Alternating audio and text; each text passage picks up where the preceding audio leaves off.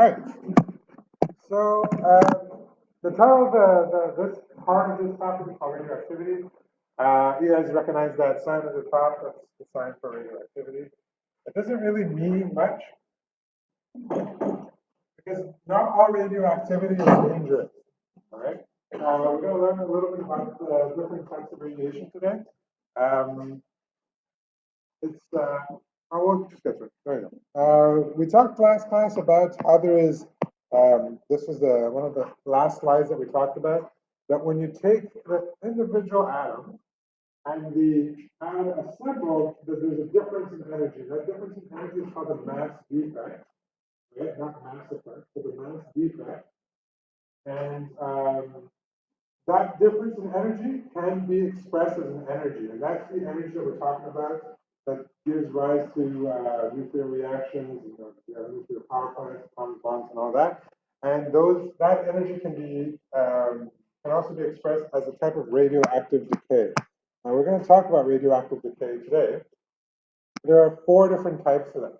We have alpha decay, beta plus decay, beta minus decay, and gamma decay. Right? We'll go through them in this order. That's not true. Beta minus decay and then beta plus decay. We'll go in them, and we'll describe a little bit about each one and learn how to write down these nuclear reactions that I talked to you guys about.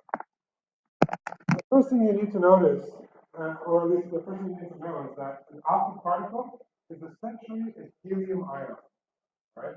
So it's got 2 neutrons, 2 protons, no electrons, all right? So you can call this helium 2 plus. That's an alpha particle, right? It's a very low energy particle in the sense that it's not very penetrative. Penetrative means does it go through things or not? There are particles that don't go through things. Have you ever gone to a dentist or gotten an X-ray and they put like this lead blanket on top of you? You know what I'm talking about? That's to prevent radiation to get through. You don't even need that for alpha radiation. For alpha radiation, your clothes are enough. Your skin is enough. So anything, your dead skin is enough even. A sheet of paper is enough to stop an alpha particle from going through. So let's just do a real quick example. Alpha particle is a He like that. We write it as, if you want to write it in isotope notation, it's got how many protons? 2. So we write it like this, and it's got how many nucleons?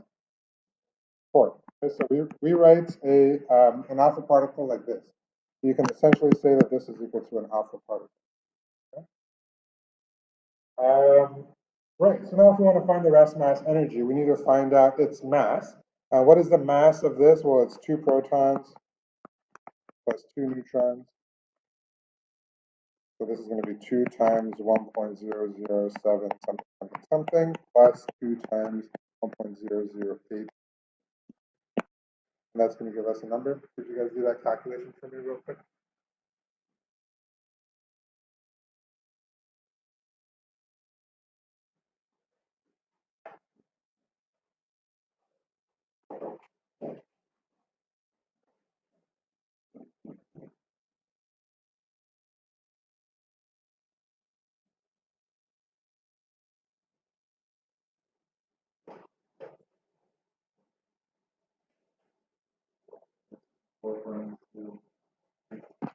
Four point zero three.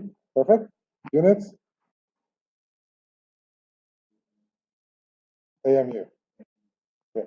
All right, perfect. And we also had this very convenient conversion factor that we calculated last class. It was 931.73. Am I correct about this? I never remember this number. 74? Yeah. Mega electron volt per AMU multiplied by 4.03 AMU. And that gives us what the rest mass energy is for an alpha particle.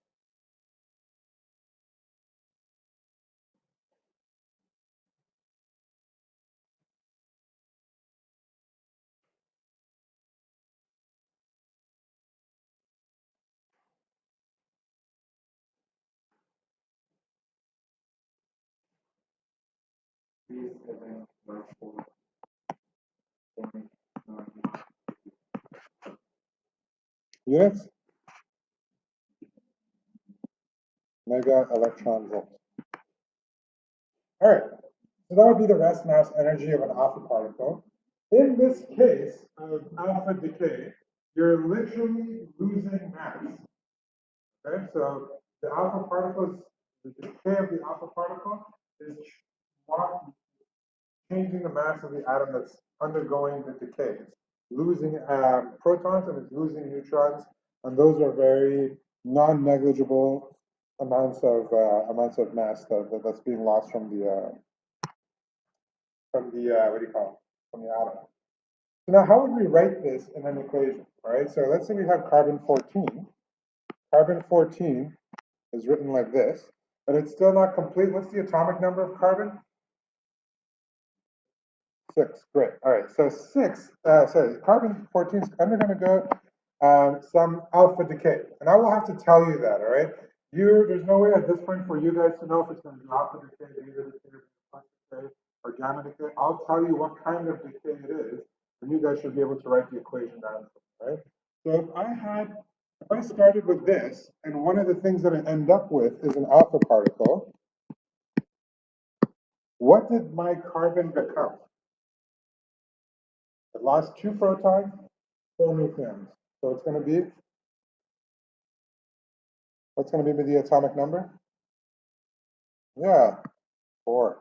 What's going to be the nucleon number? 10. What atom is that?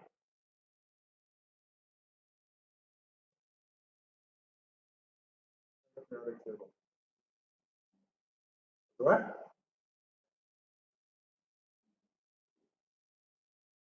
Truthfully, I don't even know 4. So, I can never remember that. I can never remember if it's beryllium or boron. And that's it. What you just did is you wrote a nuclear reaction of alpha decay. Okay? So I might ask you that on the exam. I might say write nuclear reaction of so and so.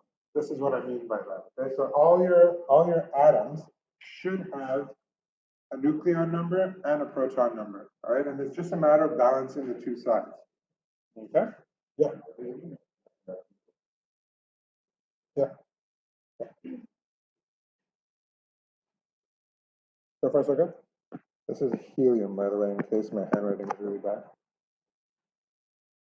Some textbooks will write it like this. It's the same thing. Okay, you can write that if you want, because it's an alpha particle, so you can write it like that. All right, you guys do this one.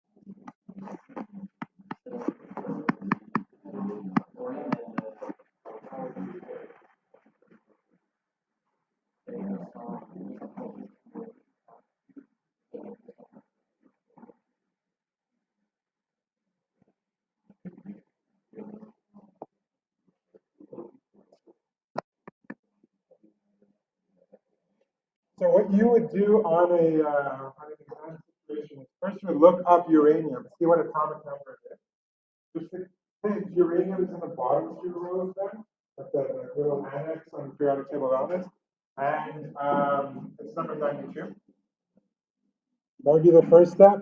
Write down the equation, and then just make sure that it's balanced. So if I had 92 here, and I lost a helium atom which had 2 protons, what is my product going to have in terms of numbers of protons? 90. What about numbers of nucleons? All right, and 90 is which element? Thorium. All right. So thorium is the natural decay product of uranium-238. It is not the last product of uranium-238. We'll go through a little bit of the process. You'll see that it'll make sense. It'll make sense at the end. All right. Any questions on this? It's pretty straightforward, I think. It's not too tough. All right. Now, next thing we're going to do is look at beta minus decay. Beta minus decay is a little bit more penetrative in the sense that it goes through a piece of paper, but it gets stopped by a thin sheet of aluminum. Right? That's pretty much the accepted standard by which the penetrance is. It doesn't go as a thin sheet of aluminum. So it won't go, for example, through our thick clothes. It definitely won't get through our skin. So again, beta particles aren't going to be something that's especially dangerous to us in any way. All right. A beta particle, beta minus particle, is an electron. As simple as that. And there's a way of writing an electron in nuclear notation, and it's like this. All right. So yes, it's E for electron. It's got a charge of -1. How many protons does it have? Well, it's got none. In fact, it's got -1 protons, right? And then we write it like this. Right? Remember we had that stability graph? I'm gonna just go back and maybe forward a couple slides. Remember we had this kind of looking graph? Yeah. All right. So if I'm over here, I'm not stable. In order for me to be stable, I need to be on this red line. And if I'm over here, I'm not stable, right? Because I'm very far from the red line. Why am I not stable? What do I have or don't have that's making me unstable? Eh?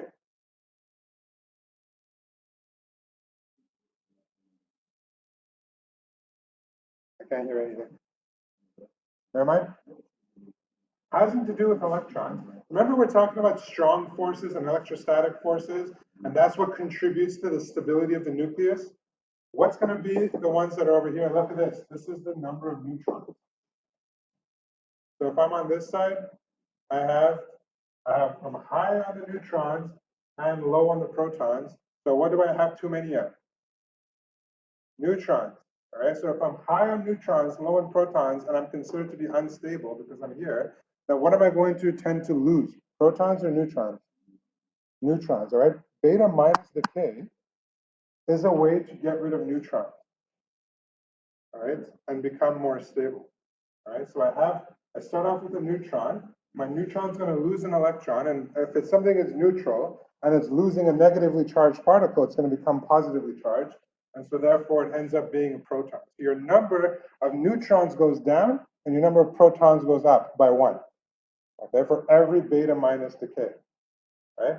And you also have this byproduct called an antineutrino. This is antimatter. We don't really need to know what it is.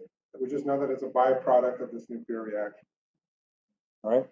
What's important is that you write this line over the V, because if you don't, then it's just a regular neutrino, which you'll see later on. All right. So again, remember that beta minus decay is to remove neutrons, gain protons. Beta plus decay is the opposite of that. Okay. Now we're in the stability region, where we're on this side of the red line. On this side, we have high amounts of protons, low amounts of neutrons, so we're unstable because we have too many protons. So you're going to want to try to get rid of your protons by doing a beta plus decay. I wrote minus there, but that should be a plus sign there. And it's the nuclear reaction is written like that. But if you want to lose a proton, then you change elements. But in a beta plus decay, you're not changing elements. This is what's so crazy about this. You're losing something called a positron. This thing here is a positron. It's the antimatter equivalent of an electron. Okay, so it's basically, the way physicists describe it is it's an electron going back in time. I don't know if that helps you or not. Use your imagination. All right. Also, not as the same amount of penetrativity as the penetrance as the beta minus decay. The only difference is now is that instead of going from a neutron to a proton, you're going from a proton to a neutron, right? You're losing a positively charged particle to become neutral. Okay? And one of the other products is a neutrino. This is not antimatter, this is actually matter. And this has no line over it. So it's neutrino only. Right? So make sure you know the difference between antineutrino and neutrino.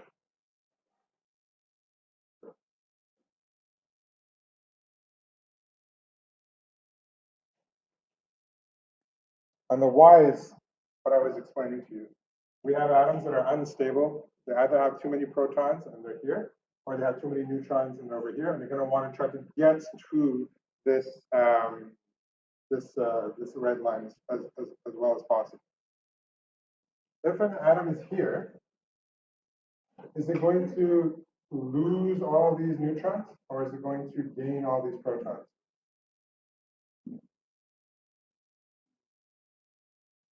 It's going to kind of do both, because remember, when you're losing protons, so when you're losing neutrons, those neutrons are becoming protons.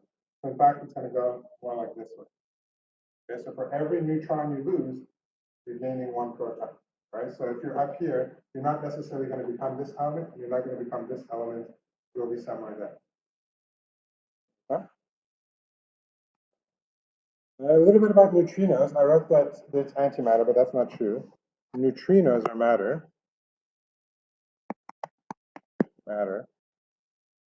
And antineutrino is antimatter.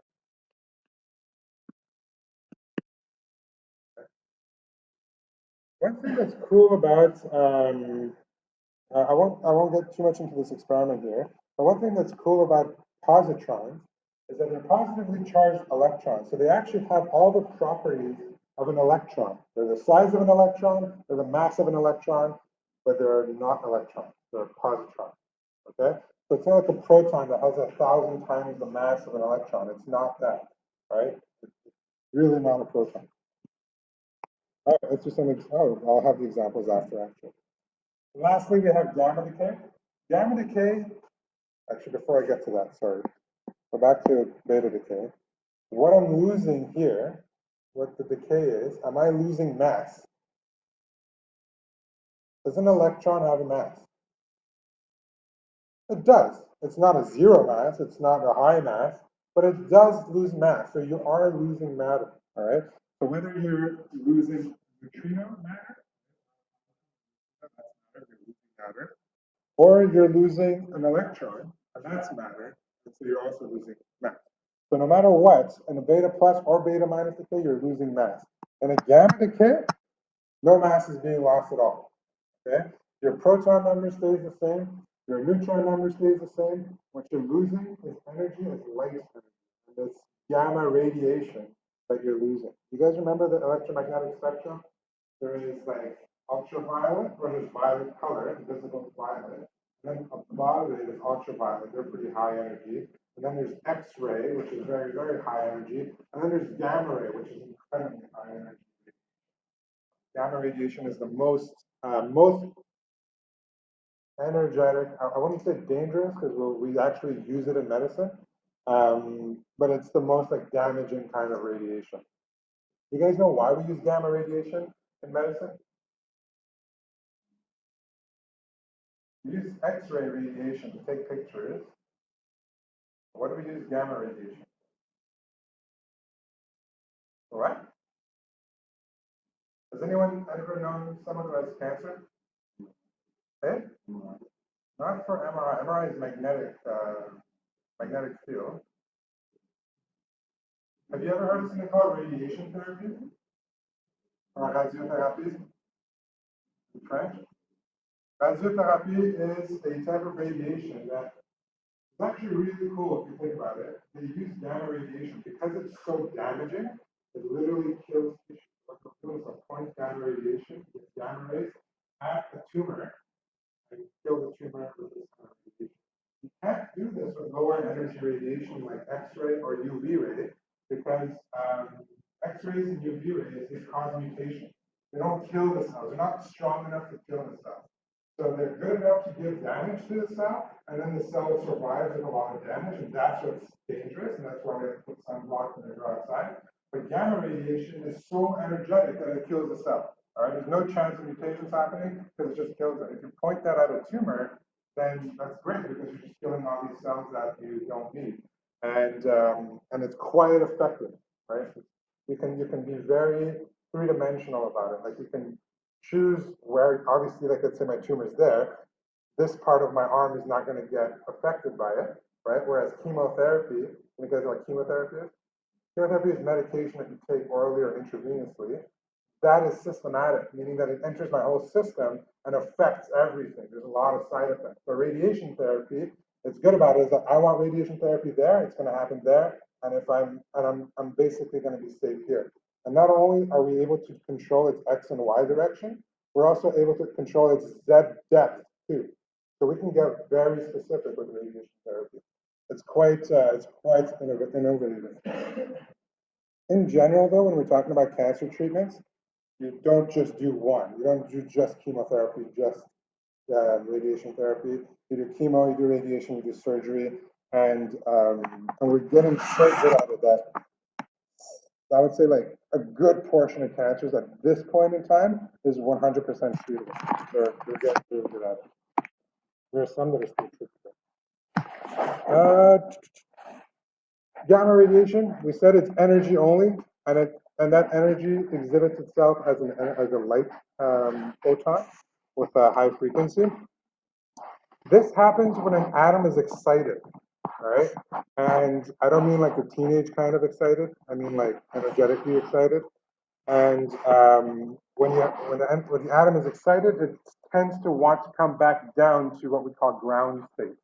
And when it comes back down to ground state, it releases this energy. Okay? So here's a 2-in-1 example of thorium, which is what you guys came up with at the end of your uranium-238 question, right? And that thorium is not stable either. It's more stable than uranium-238, but still not 100% stable. So it's going to lose one electron this way, or what kind of radiation is that? If you lose one electron? Yeah, you lose one electron, is beta minus decay, right? So if you have beta minus decay, you become, this is called protactinium, right? And this is an excited state of protactinium, and you can tell it's excited based on this star. That star is very, very, very important, all right? That means it's excited. And if you're excited, if you're in an excited state, you go down to the unexcited state. You can tell the difference because this one doesn't have a star next to it. And if it goes from star to no star, it's releasing gamma radiation. So this is a chain nuclear reaction in the sense that it's doing beta minus decay, and then right after it's doing gamma decay.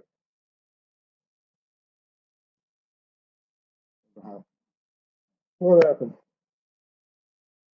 All right. Let's go. Let's go. Yeah, computer first. Give it a minute.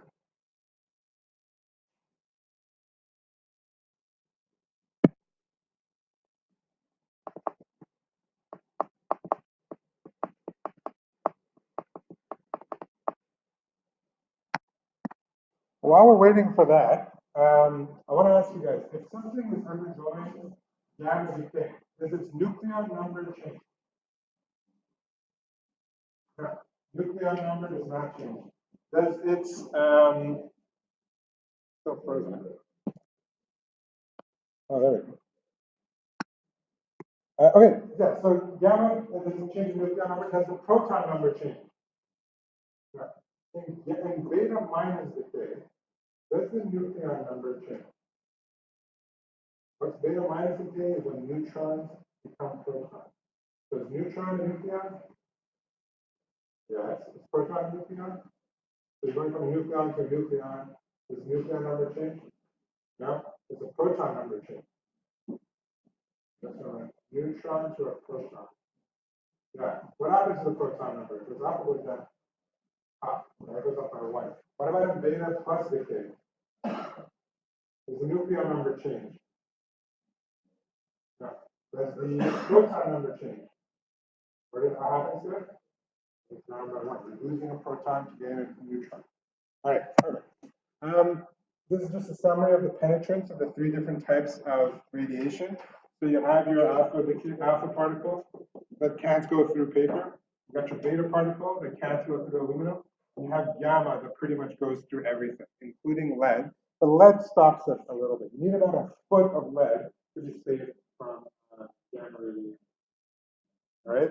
So does it penetrate your skin? Oh yeah. Unless you're like Wolverine or something. All right. I want to give you guys a little bit of post-traumatic stress disorder, PTSD.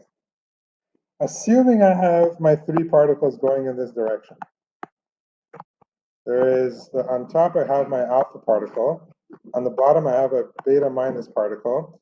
And in the middle I have my gamma particle, right? And these are moving towards the right, right? And I shine, and I do this in a magnetic field into the plane. You guys remember this?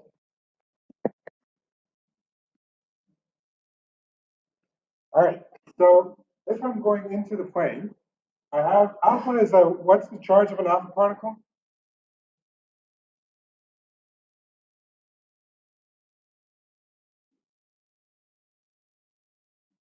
2 plus. Okay, plus. Yes, good. All right.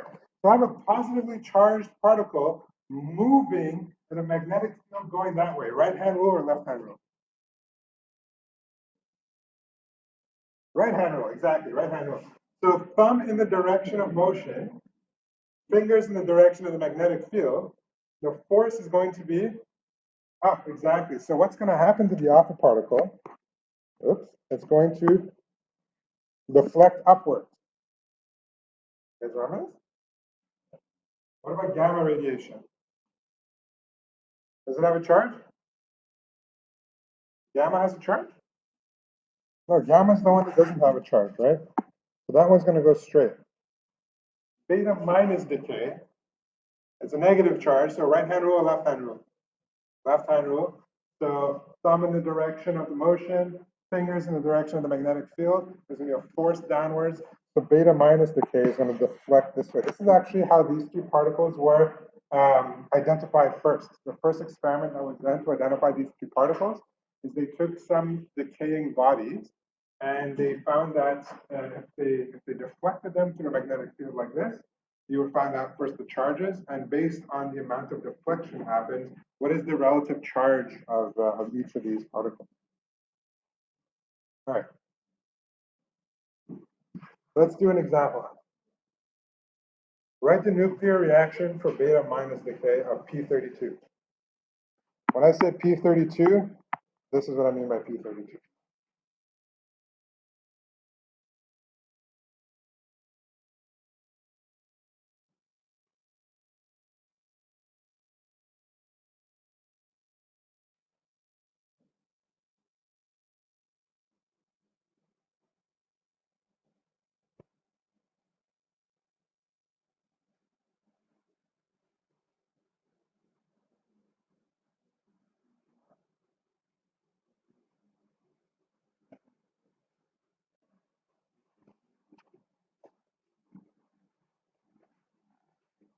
What's the atomic number of phosphorus?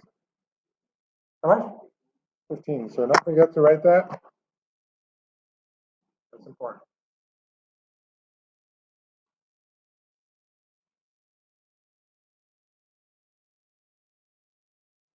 So it's doing a beta minus decay. A beta minus decay is an electron. That's written like that.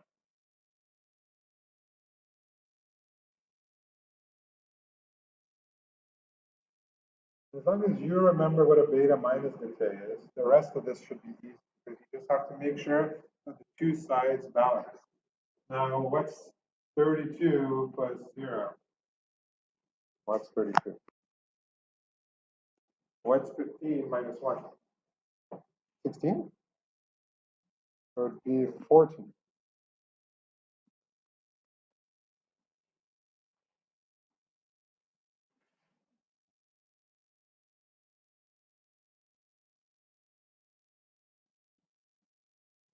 Oh, no, that's not true. 16, you're right. Sorry about that. 16.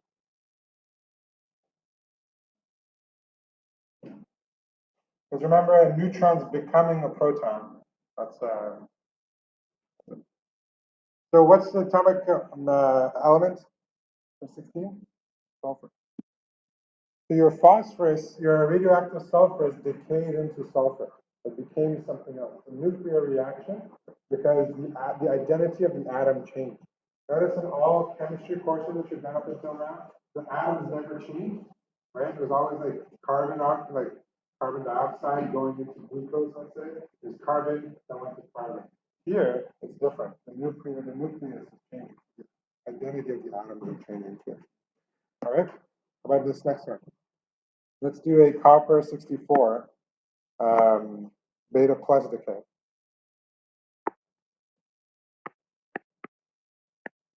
What's the atomic number of copper?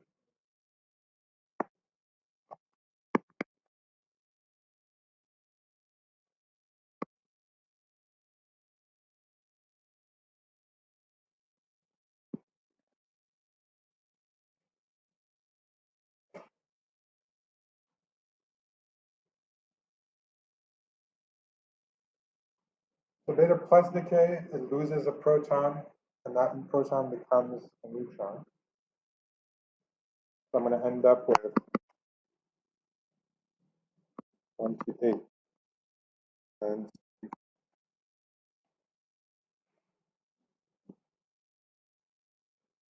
what's the identity? Nickel?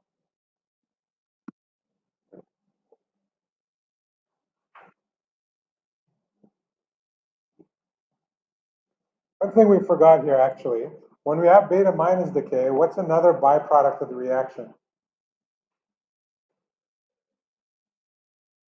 The anti-neutrino. All right. And what about for beta plus decay? Just a regular neutrino. So make sure you don't write the line over the V.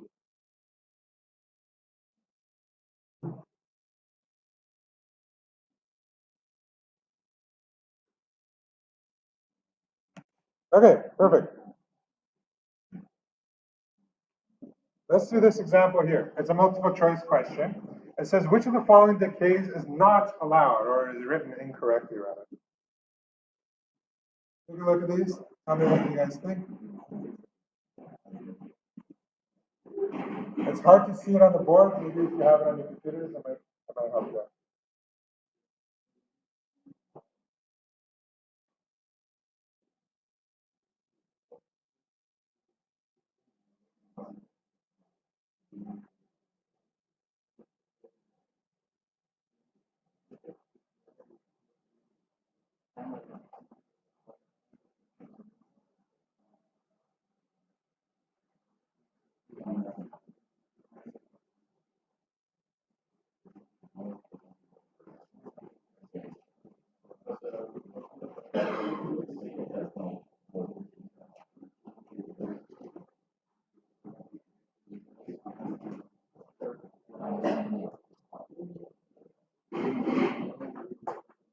What's the answer, guys? The third one. Give me a reason. That's right. Yeah, gamma radiation doesn't change the atomic identity. And it goes from excited to unexcited, but it can't change what the element is. So this one, therefore, has to be the wrong one. Wrong. All right. We have something called the decay series. And I can say, for example, in this situation, I got thorium 226. All right. And in the question, I'll tell you, what happens if thorium 226 undergoes alpha, beta minus alpha, alpha decay? All right. So you'll have to write down each of the series reactions for that, right? So if it did, I told you that it goes alpha, beta minus alpha, alpha. You do alpha first, all right? So you have an alpha radiation, alpha decay. So you have your reaction. Then you take this. This is called this reaction. We call this the parent nucleus, and then we call this the daughter nucleus. And then this daughter nucleus becomes the parent nucleus in the next reaction. And the next reaction I told you is a beta minus decay. So you do a beta minus decay, take the daughter, make it the parent here, do another alpha decay, take the daughter, put it here, make it the parent, and do another alpha decay, and that's going to be the product of thorium. All right, and this is really the way it actually works, because if you take uranium-238, for example, right, it's radioactive, right, and it decays all the way down to lead, right, and lead is quite different. It's got a nucleon number of 206, whereas this one has a nucleon number of 238, right? So there's a big process that happens. There's a series of alpha and beta decays that lead to that stable lead product. Lead at that point has a huge half-life, and we're going to learn about what half-life is in a second. Has a huge half-life. It's very stable. So uranium tends to decay down to lead, right? In the process, though, there was an enormous amount of radiation. All right. Any questions? Let's fill out the summary table real quick. All right. I want to know in an alpha particle or an alpha decay, what happens to the atomic number? What happens to the mass number?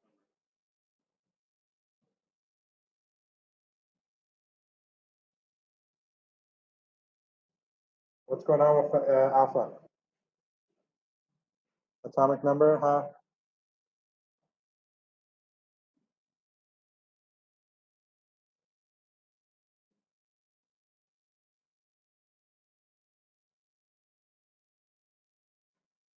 In alpha decay, I lose how many protons? 2. What happens to my nucleon number? -4. And beta minus?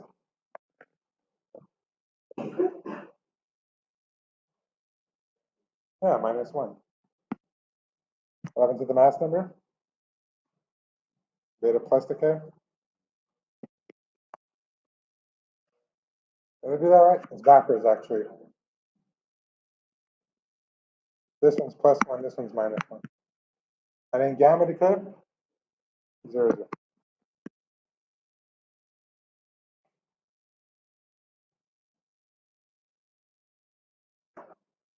If you didn't understand what I explained to you in the last 10 slides, all you need to do is understand this one.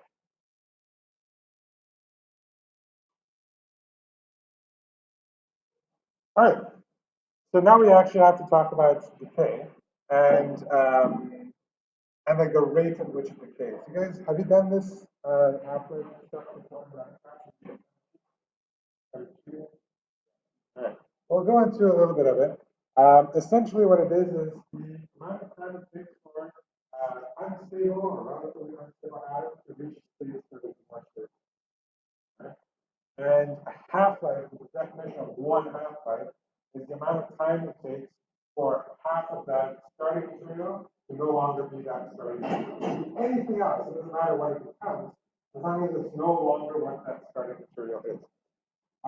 The symbol for half-life is lambda. Does anyone else recognize this symbol? What is it? Half-life. The video game half-life. But it's based, the symbol is still right. It's still lambda for half-life. You might see it as tau. So half-life could be either tau, it could be either lambda, or it could be h, depending on which textbooks you use. The symbol is not agreed upon, I guess.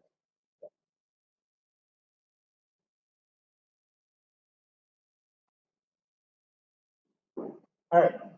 So the definition again is the amount of time required for half of this material to no longer be that material. So if I have carbon, in this case, I'm going to go with carbon 16. Carbon 16 is a very unstable atom. It decays from other stuff. Right? So if I had 100 grams, and then 0.747 seconds later, which is the half-life of carbon, how much would I have left if I started with 100 grams? One half-life later, I would have 50 grams, right? So 50% of it is decay. If I had 1 mole of carbon 16, how much would I have left after one half-life? Okay. 8 moles? I'll go from 1 mole to 8 moles. if I start off with 1 mole, and half of it's supposed to decay, how much is that? Half a mole, exactly. If I had 100 atoms, and after one half-life, half of them decay, how many atoms do I have? 50 atoms, right? So in this, when we're doing the calculation of this, please pay attention to the units, right?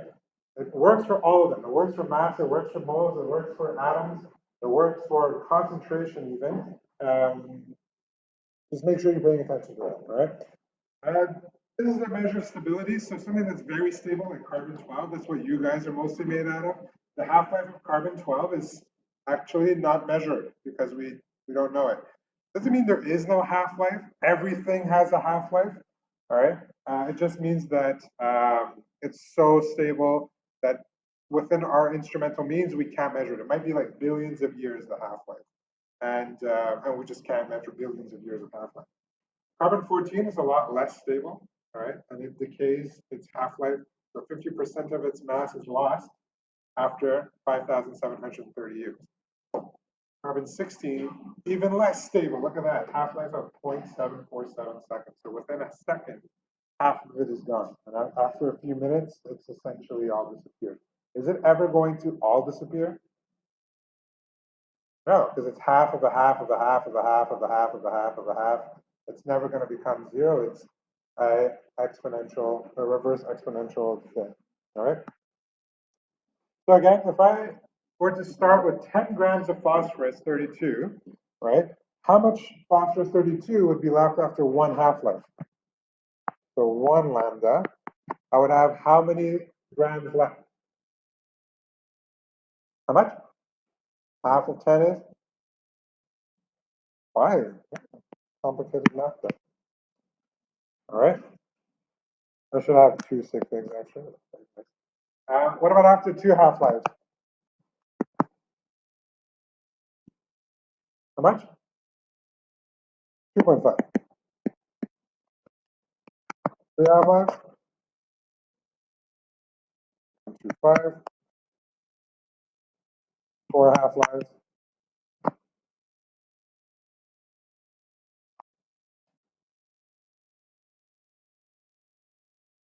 Eh? 0.7? No.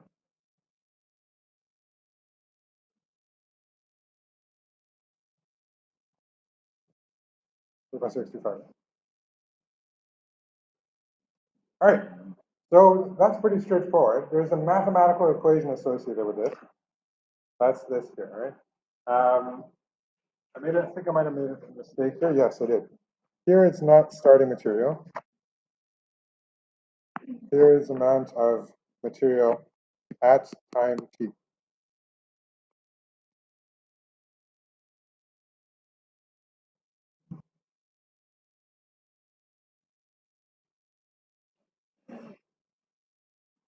So the equation is you have your material at time t is equal to your initial amount times 2, because every time it's a half, and that negative means that it's decaying.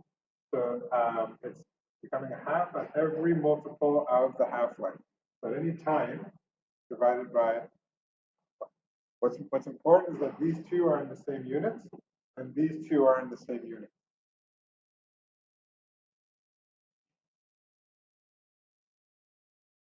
So I'm going to ask you a question like this. How much time is required for copper 66, which has a half-life of 5.120 minutes, to decay 99.9% of its mass?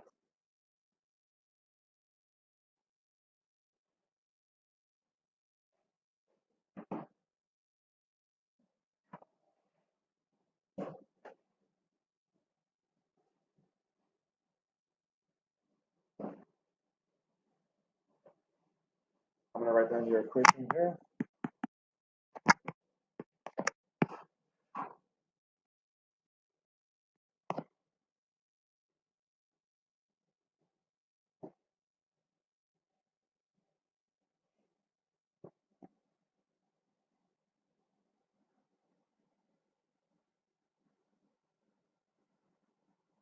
If I say it's decayed 99.9% of its mass, how much mass is left? 0.1%. right? And we don't really operate in percent, we're operating as a fraction here. So it's going to be that NT over NO is equal to 0.001. And that's equal to 2 times, 2 to the power of t minus 10, minus t over 10.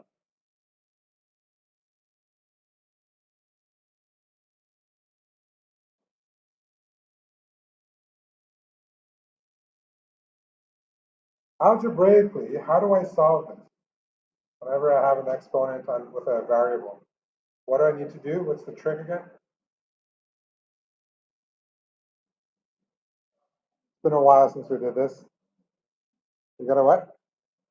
Yeah, you can ln both sides or you can log both sides. As long as you do the same thing for both sides, it'll work.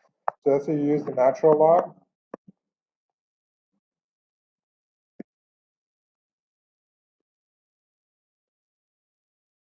Multiplied by the ln of 2.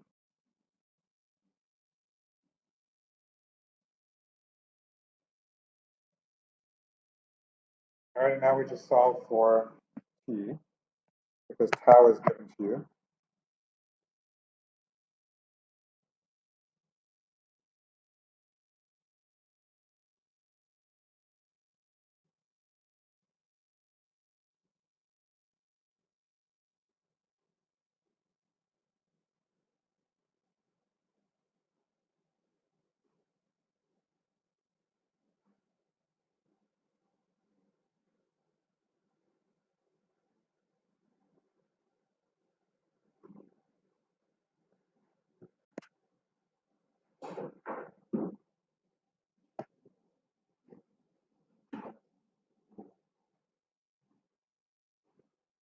So how many did you get? How many minutes? 51 minutes. Give me one decimal point. Okay, so all right, perfect. It took 51 minutes for 99.9 of this stuff. Is this considered to be stable or unstable? Okay, stable.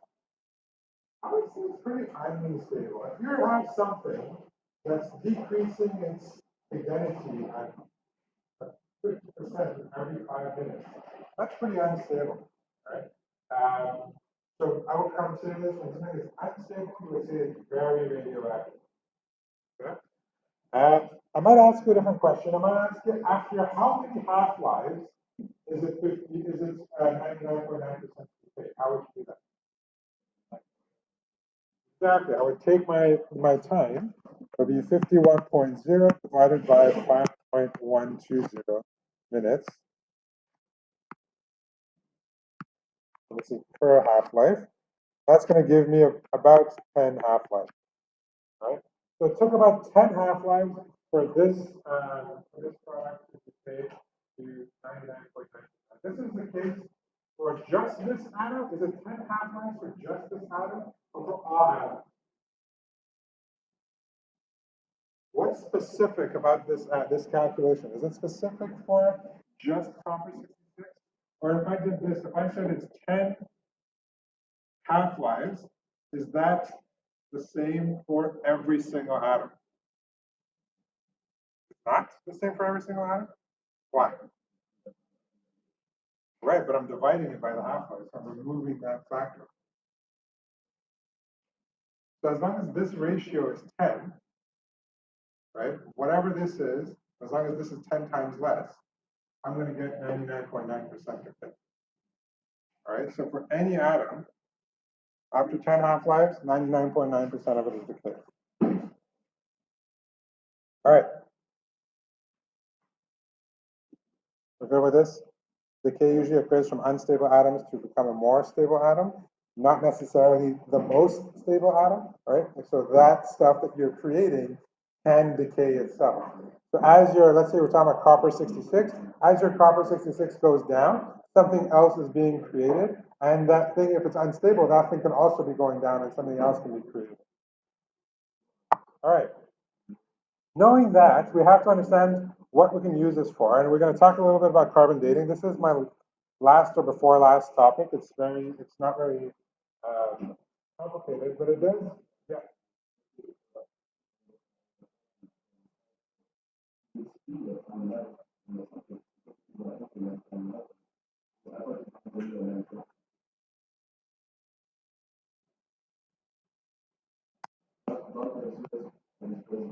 Let's call this ratio x. This ratio of t over tau, we're going to call that x. So if this is 99.9 or 0.001, this ratio is always going to be 10. And that's how I got this, right? Time over tau. That's how I got my 10 lambda. Make sense? All right. So carbon dating, something that you hear a lot from scientists, and the folk who don't believe in the scientific community, they tend to say that carbon dating is garbage. And from a scientist, it's not great, right? It's not the number one evidence used to date things. So a lot of non-scientists might say, might use the argument that carbon dating isn't accurate. So how could you say that the world is whatever billions of years old? Okay, given the fact that carbon dating is not necessarily the evidence, but it definitely works. If they make that argument, you can tell them to go read the uranium dating procedure because that one has a lot less gold. It's the same principle. It uses uranium and it works on even non-living matter. Carbon dating works only on living matter. There's a reason for that. All right. So we're going to talk a little bit about it. You guys know the carbon cycle? A little bit? Okay, well, we'll talk about all of that. So imagine that this is our sun. And our sun is constantly emitting some kind of radiation. We're going to call this radiation cosmic ray. All right, and what happens is that the radiation from the sun is sending down energy that's going to knock nitrogen. Is there a lot of nitrogen in our atmosphere?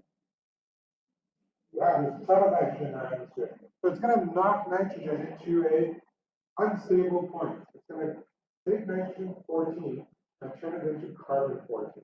Carbon 14 is not the most stable form of carbon. Carbon 12 is the most stable form. So it's going to take nitrogen, which is relatively stable, give it enough energy to excite it to an unstable state. And this unstable state is going to be called carbon 14. All right? What happens to carbon in our atmosphere? How does that, where is there carbon in our atmosphere? What molecule?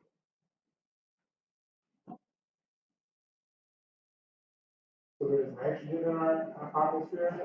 What else is there? Oxygen, but there's no carbon in that. But you're right, nitrogen, oxygen. What else? Carbon dioxide. Carbon dioxide has carbon in it, right? And the carbon dioxide is actually what gives us our greenhouse effect. That's why our planet is warm. We don't have a lot of it, but it's enough. It's significant. What happens to carbon dioxide? How do we consume carbon dioxide? Cell respiration? Close, not right. We definitely breathe it in, but there is an even more efficient way of doing carbon. Okay? We don't keep carbon dioxide, but what do plants do? They absorb it. What do they do with it? Transform it into what? They don't transform the carbon into oxygen. The process creates oxygen. But what is the carbon in the carbon dioxide that comes? What is photosynthesis? You guys remember this back in Bio 1? Everyone has to do it. Okay? Sugar, yeah, exactly. You guys remember what carbon fixation is? It fixes the carbon from carbon dioxide and makes it into glucose, which is C6. So what do we do with that? That we eat. Okay, so how we eat it, we intake that carbon. Now, if there's a special proportion of this carbon that is carbon 14, most of the carbon is carbon 12, but there's a very specific ratio that's going to be carbon 14, right? I'm going to intake it. All living things should have the same intake of carbon 14, right? Reason is because all living things do, or most living things do cell respiration, right? We eat glucose so that we can turn it into ATP, and then we use ATP for a bunch of stuff, and that's it. So we have an intake of carbon. Some of it is carbon 14, So let me just start with well. What happens when you die? Dark question. What happens when you die?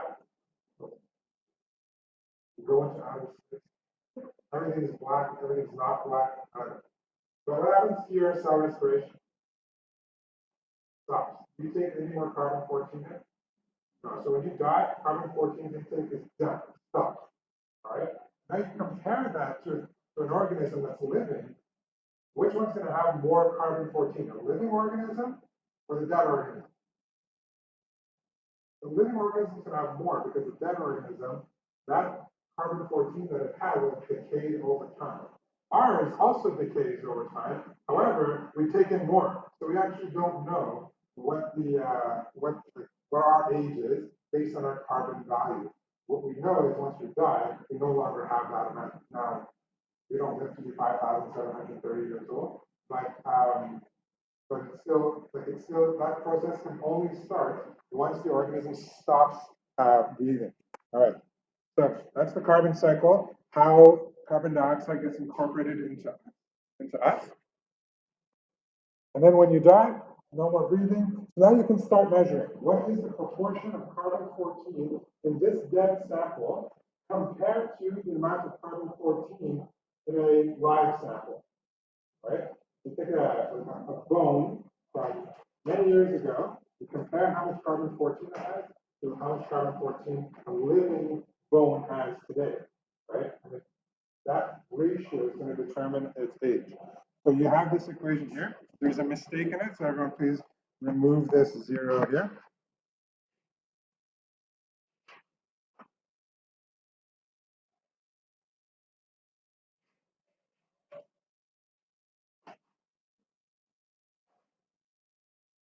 And here we say that the ratio of NF over NO is the amount of carbon 14 at some time t when you're taking the measurement compared to NO, which is the amount of carbon 14 in a live organism. All right. What's the arguments that you see here that would make carbon dating a little bit less plausible? Not plausible, but valid. Yeah. What's that?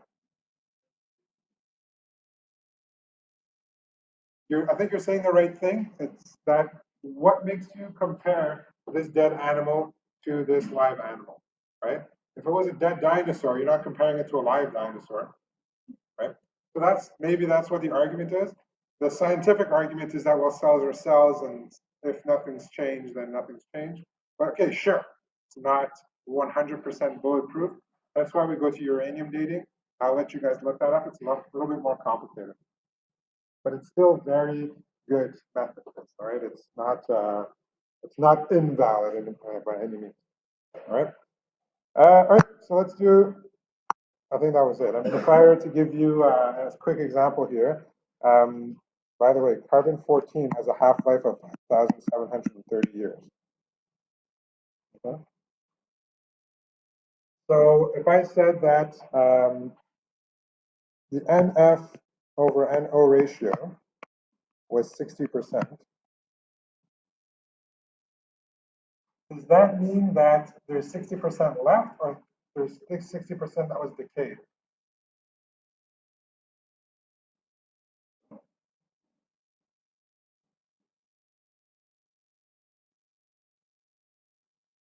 Did I lose 60%, or did I gain, or did I have 60% left?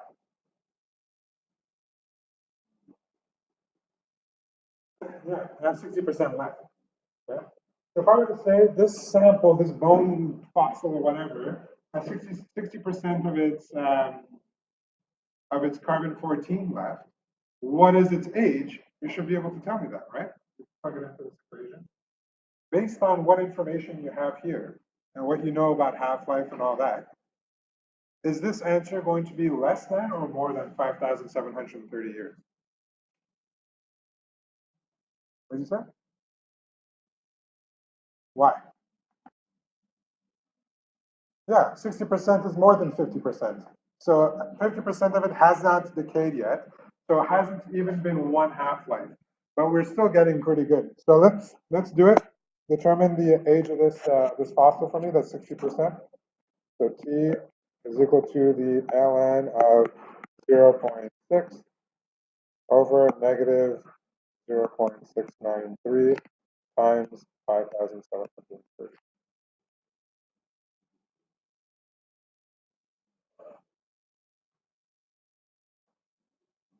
So we're expecting an answer less than 5,730.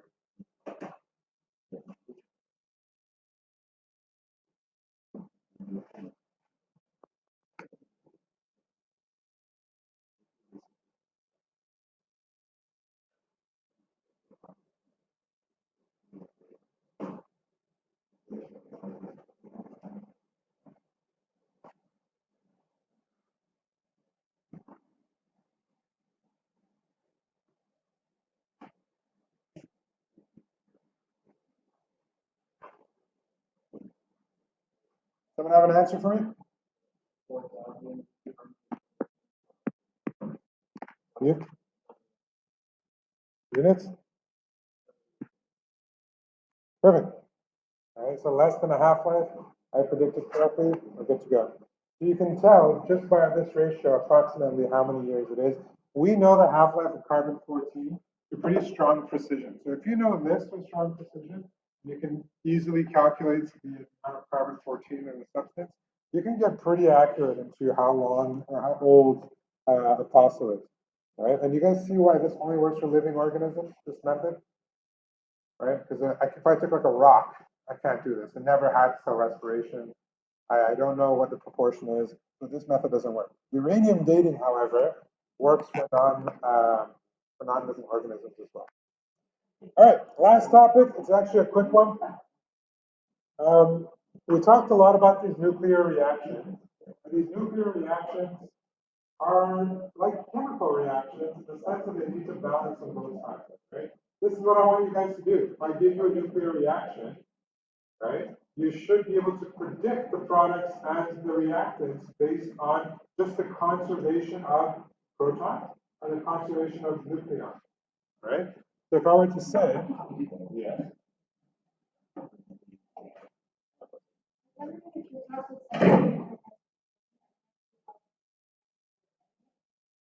Anyone on the side here?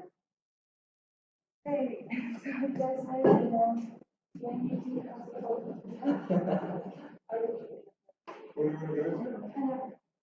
The last person gives it straight to Simon? Oh, she gives it to me, or he gives it to me. Okay, so whoever has it by the end of class should be giving it to Noemi, okay? Thank you. Okay.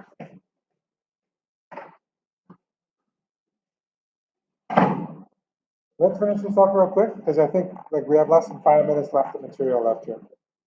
So again, remember protons, nucleons, that they stay constant, right? If I had this reaction here, for example, using the conservation criteria, basically what I just told you, protons and nucleons stay the same number, determine what this unknown element, X, should be pretty straightforward.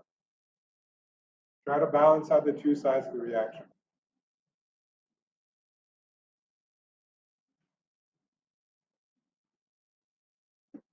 Having a hard time seeing?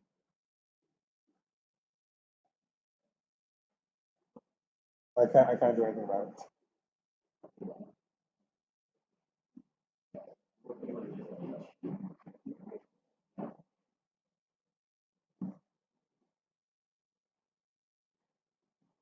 How many nucleons are on the left? That means I need to have 8 on the right. Right? So there's 4 of them here. This one's going to have 4.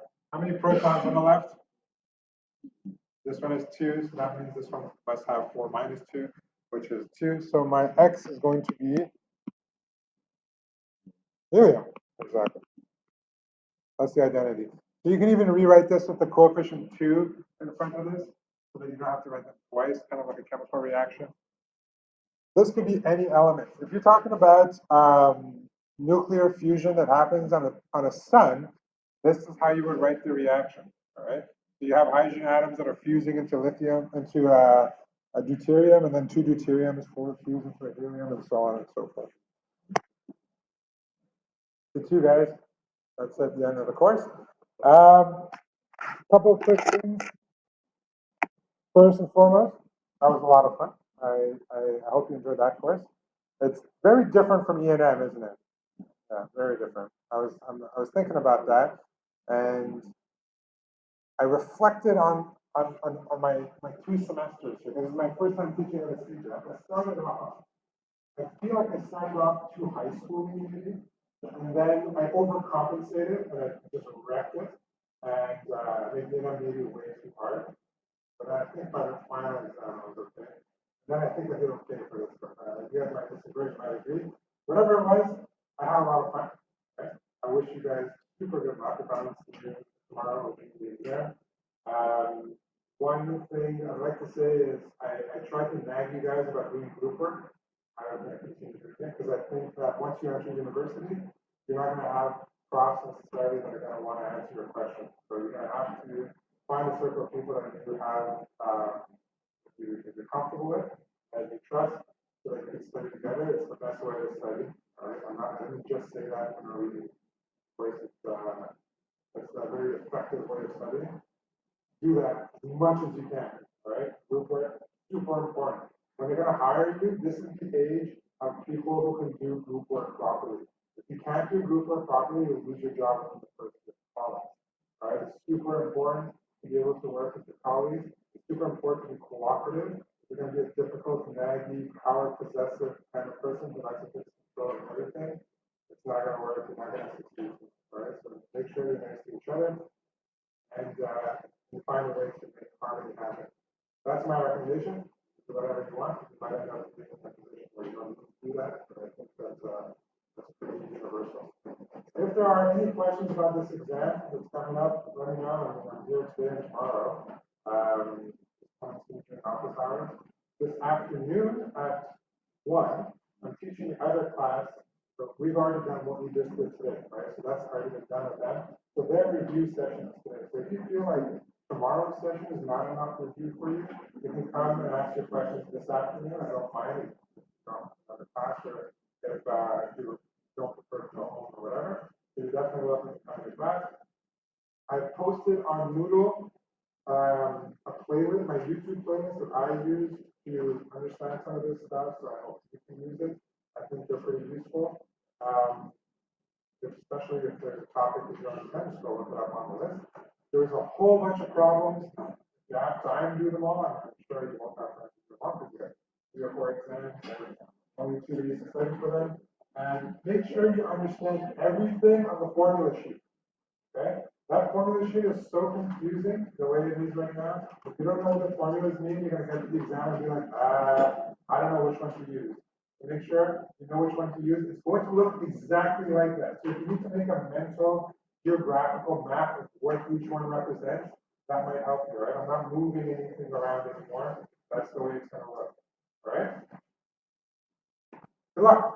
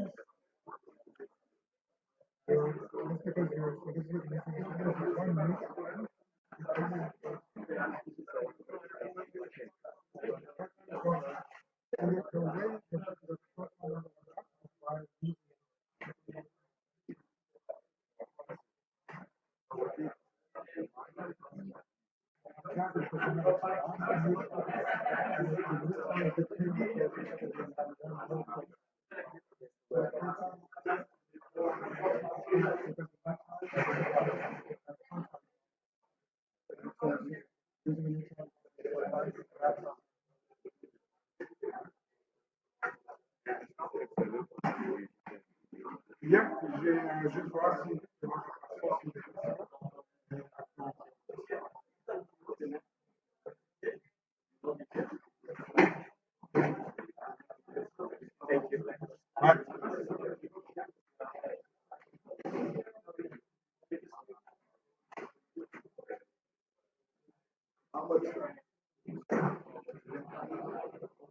Those of you who are staying for review, I ask you to, or sorry, those of you who are not staying for review, goodbye.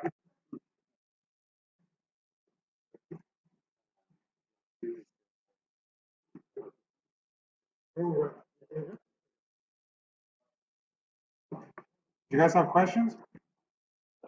No? What's your question?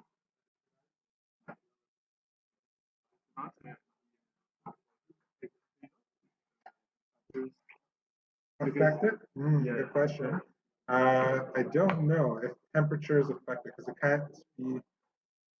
That's a good question. I don't know. I'll look it up. Because normally you would increase the rate of reaction, right? By increasing the temperature or increasing the pressure or something like that. Yeah. Let me look it up. You look it up. Oh, you might, yeah.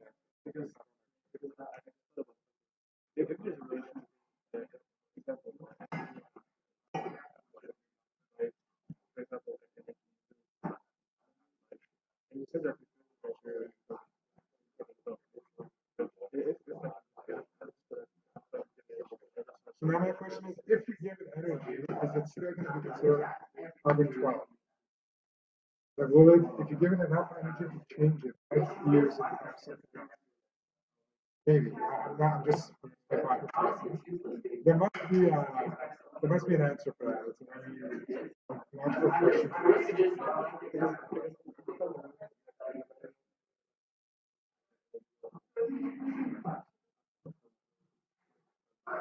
Yeah, that's true. But then what does the half-life mean if you're changing it? So that's what my question.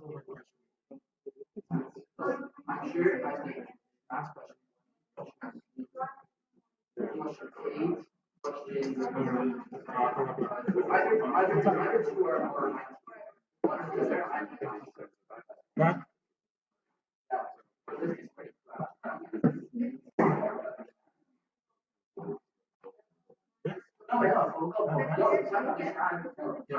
the first time I heard that,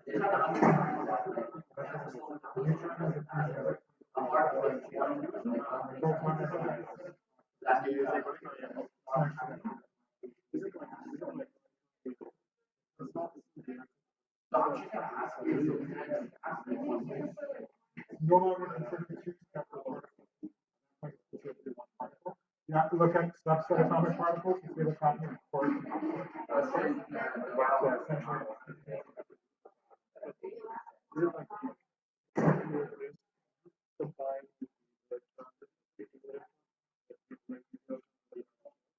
See that again?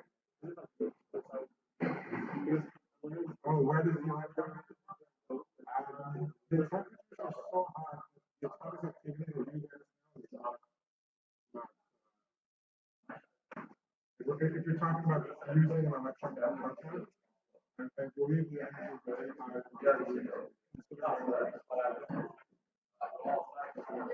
But absolutely, you're right.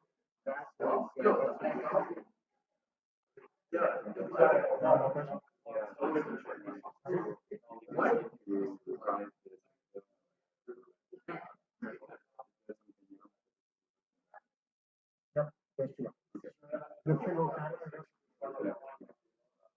In class, when you were like saying which like the causes of the Yeah. thing, you said that the third one is the one that's like most in the exam.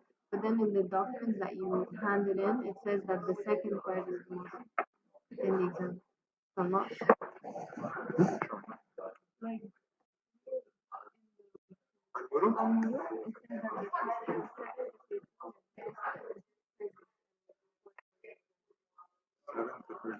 I don't remember. I'm sure. If I did, where do I go?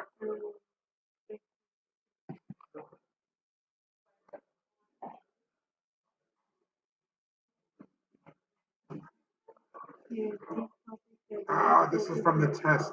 Ah, crap. I gotta remove that. That's for the test too, because I just took the same document from test two.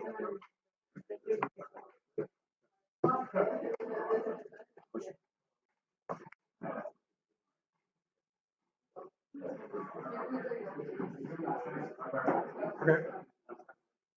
You want to know how to do it? Yeah, you have paper and stuff? Yeah. All right.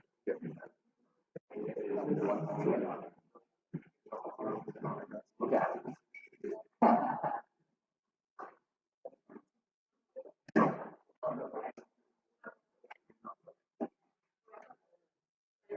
We'll take that or do you? No problem. Good luck. Yeah.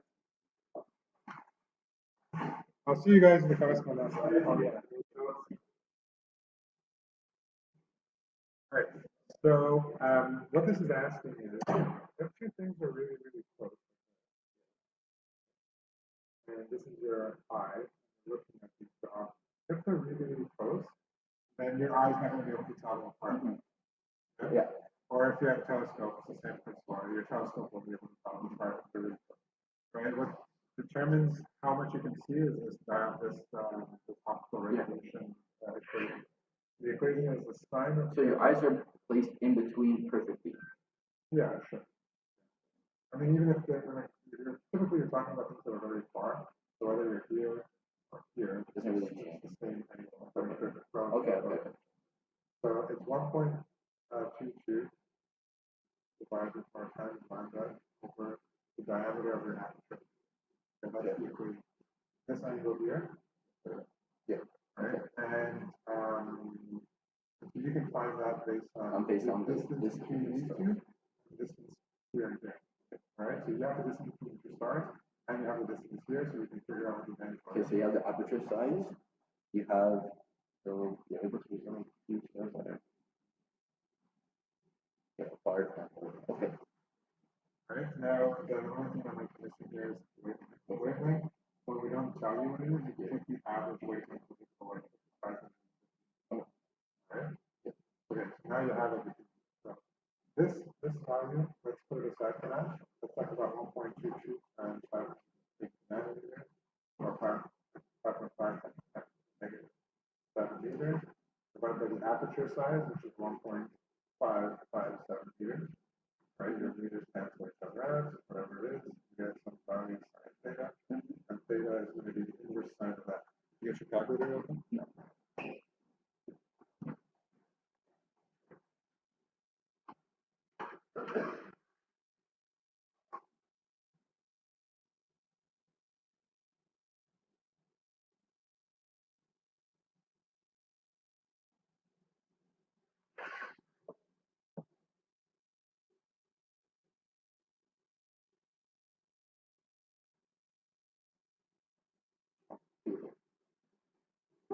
Take it back.